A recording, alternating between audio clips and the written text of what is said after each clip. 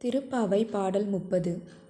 வங்கக் கடல் கடைந்த மாதவனை கேசவனை திங்கள் திருமுகத்து சேயிழையார் சென்றிறைஞ்சி அங்கப் பறைகொண்ட வாற்றை அணி புதுவை பைங்கமலத் தண்தெறியல் வட்டர்பிரான் கோதை சொன்ன சங்கத் தமிழ்மாலை 30ம் தப்பாமே இங்கு பரிசுரைப்பார் ஈரிரண்டு மால்வரை தோள் செங்கண் திருமுகத்து செல்வத் திருமாலால் எங்கும் திருவருள் பெற்று இன்புறுவர் எம்பாவாய்.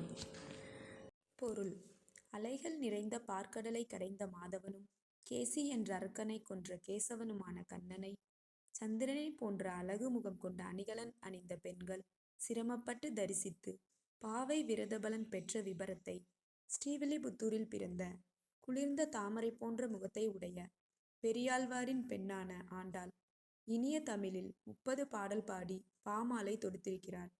இதனை படிப்பவர்கள் உயர்ந்த தோள்களை உடையவனும் அழகிய கண்களை கொண்ட திருமுகத்தை உடையவனும் செல்வத்துக்கு அதிபதியுமான திருமாலின் ஆசியுடன் எங்கு சென்றாலும் செல்வச் செழிப்பு பெற்று இன்பமுடன் வாழ்வர்.